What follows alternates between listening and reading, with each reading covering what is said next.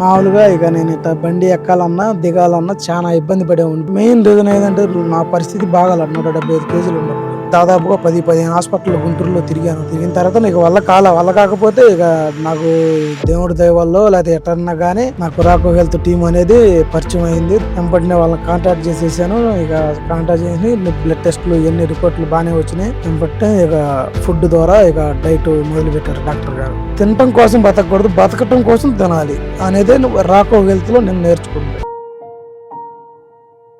మేము ఫస్ట్ వ్యవసాయం చేసేవాళ్ళం. మా నాన్నగారు ఉన్నప్పుడు అయితే మామూలుగా పనికి వెళ్ళేవాళ్ళం, మా రోజువారీ పనికి. తర్వాత కొన్నాళ్ళకే 4 ఎకరాలు 5 ఎకరాలు కవులకు తీసుకోవటం వేసుకోవటం అట్లా కొన్నాళ్ళు జరిగిన తర్వాత పెళ్ళి అయింది, 2 పిల్లలు. తర్వాత ఇక కొన్నాళ్ళకి రాజధానికి పొలం ఇచ్చేసాము. 10 ఏళ్ళ తర్వాత ఇచ్చిన తర్వాత ఇక దాంట్లో పనులు లేక వాటలు పెట్టుకున్నాం మేడం. నేను మామూలుగా 175 కేజీలు ఉన్నా స్టార్టింగ్. 175 కేజీలు ఉంటే బాగా ఇంట్లో వాళ్ళు ఇబ్బంది పడేవాళ్ళు, నన్ను చూసి వాళ్ళు బాధపడేవాళ్ళు. మా అమ్మగారు మా ఆవిడ ఏంది మా వాడు ఇట్టగా ఉన్నాడు, కుర్చీలో కూర్చొని పైకి లెగవాలన్నా చాలా ఇబ్బందిగా ఉంది. మా అమ్మగారు చూసి అరే ఏందిరా ఇట్టగా, మరి చిన్నపిల్లలు 2 ఉండారు, మరి నువ్వేమో ఇంత హెవీగా ఉండవు అని చాలా బాధపడేదండి మా అమ్మగారు మా ఆవిడ.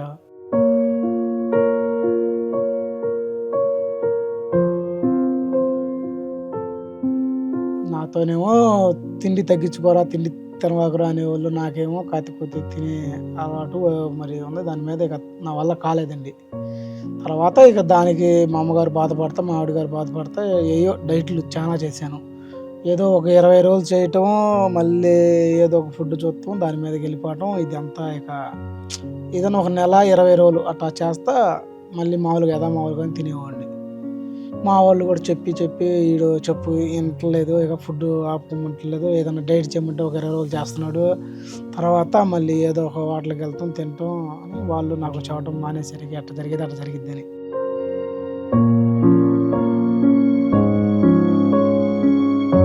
కొన్నాళ్ళకి ఇక బాగా హెవీగా అయిపోయాయి. బాగా 175 కేజీలకి వెళ్ళిపోయినాక నేను సర్జరీకి వెళ్ళిపోదాం అనుకున్నా. ఇక డైరెక్ట్ విజయవాడ మన డాక్టర్ గారిని కలిసి సర్జరీ చేయించుకుందాం అంటే వాళ్ళు దగ్గరగా 3 లక్షలన్నర అడిగారు సర్జరీకి.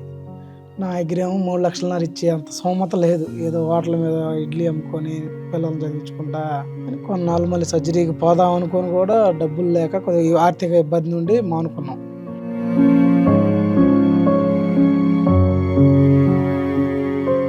మామూలుగా ఇక నేను ఇట్లా బండి ఎక్కాలన్నా దిగాలన్నా చాలా ఇబ్బంది పడే ఉంది. బండి గ్లామర్ అండి నాది. కానీ ఏం చేస్తా మరి ఇక అదే ఏదైనా కుర్రోళ్ళ దగ్గర పోవాలన్నా కాసేపు కూర్చోవాలన్నా నన్ను చూసి మామూలుగా నేను ఉన్నప్పుడు ఏమనేవాళ్ళు కాదు, నేను పక్కకు పోయినాక ఏంది వాడు అట్టగా ఉన్నాడు, మరి వాడి పరిస్థితి ఏంది, వాళ్ళు బాధపడేవాళ్ళు. మా వాళ్ళు కూడా నవ్వేవాళ్ళు ఉండేవాళ్ళు, బాధపడేవాళ్ళు ఉన్నారు, ఇద్దరు ఉన్నారు నా వాళ్ళు. కానీ నేను పోయినాక కొంతమంది ఫ్రెండ్స్ నాతో అనేవాళ్ళు ఏందిరా మరి వాడు బాధపడతాడు, వీళ్ళు నవ్వుతున్నారు అని చెప్పినా నేను ఏమీ చేయలేని పరిస్థితి.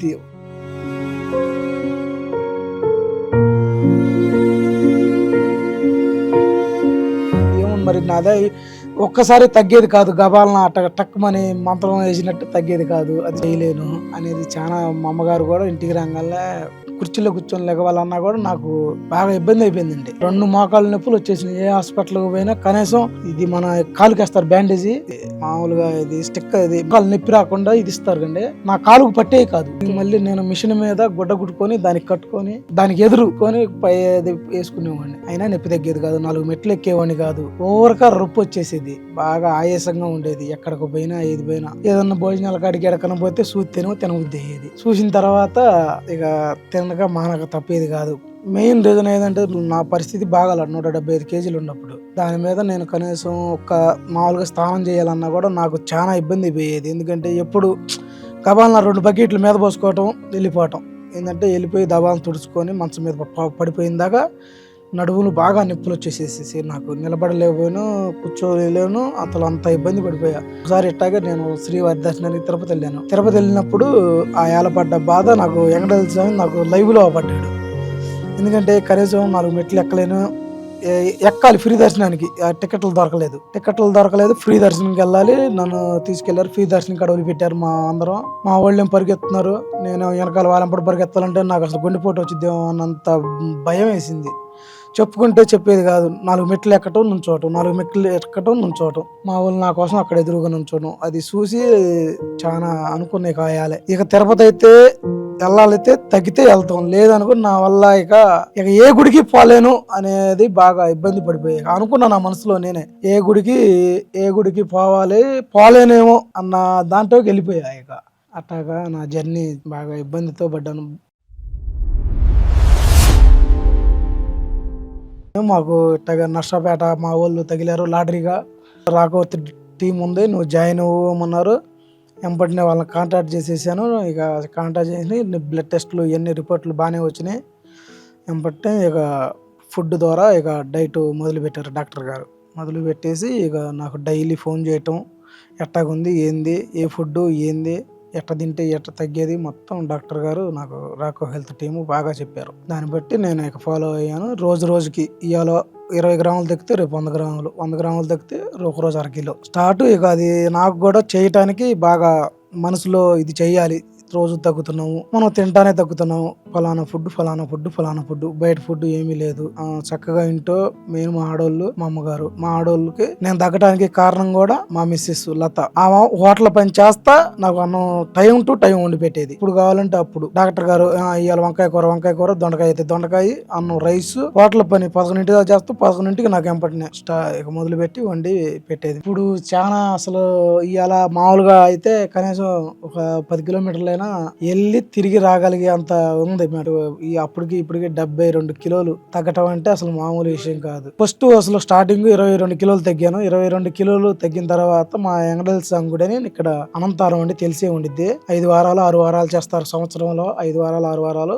నేను 175 కేజీలు ఉన్నప్పుడు 22 కిలోలు తగ్గి ఆ గుడికి నేను మెట్లు ఒకసారి చెప్పా వీడియోలో, ఇది రెండోసారి మెట్లు పూజ చేసుకుంటా ఎక్కానండి. పైకి మెట్టుకి కుంకుమ రాయటం, బొట్టు పెడతాం.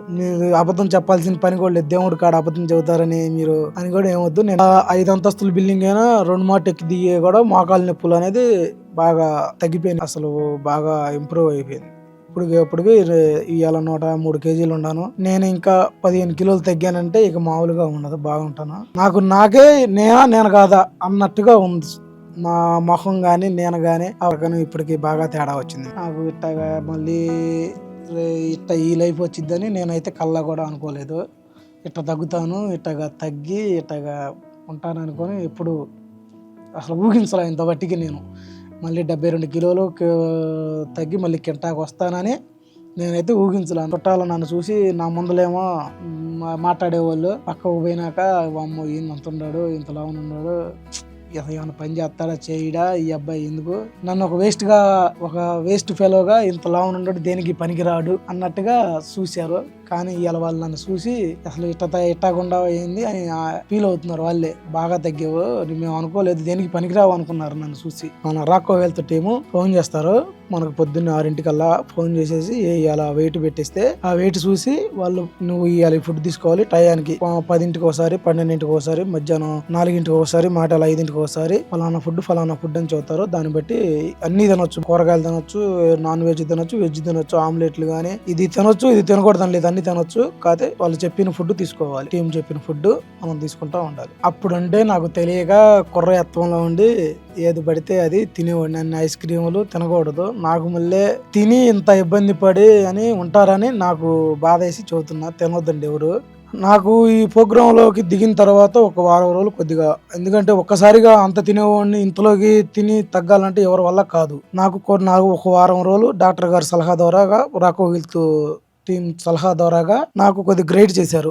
ఇట్ట తింటే ఇట్ట తిను అని చెప్పేశారు. ఆ ఫుడ్ అయితే ఏంటంటే వారం రోజులకి నాకు బాడీ అనేది రెస్పాన్సిబుల్గా వచ్చేసేసి నేను ఇక దానికి అలవాటు పడిపోయాను. ఇప్పుడైతే మనకేమి కడుపు మార్చుకోమని ఏం చెప్పరు రాకో హెల్త్ టీం వాళ్ళు. టైం టు టైం ఏది కావాలంటే అది, నువ్వు ఇలా చేప తినాలంటే చేప, కోడిగుడ్డు అంటే కోడిగుడ్డు, దొండకాయ అంటే దొండకాయ, బెండకాయ అంటే బెండకాయ, బంగాళదుంప, అన్ని మామూలుగా యాపిల్కాయ, దానిమ్మకాయ, బొప్పకాయ, అసలు జామకాయ, మొత్తం అన్ని ఏది కావాలంటే అది తినడానికి వాళ్ళు చెబుతారు. వాళ్ళని అడిగితే పలానా కాయ అది ఇది తినము చెబుతారండి. ఫలానా ఫుడ్ ఇదే ఫుడ్ తినాలి, ఇదే తినకూడదు అనేది ఏమీ లేదు. ఆల్ రౌండ్ అన్ని తినవచ్చు. నాన్ వెజ్ కాడ నుంచి, వెజ్ కాడ నుంచి, పళ్ళ కాడ నుంచి అన్ని తినవచ్చు. నా హార్మోన్స్ అనేది బాగా కంట్రోల్లో ఉండే. నాకు ఏదన్నా తినాలన్నా కూడా తినబుద్ధి కావట్లా. ఎందుకంటే మనకు సరిపోతుంది.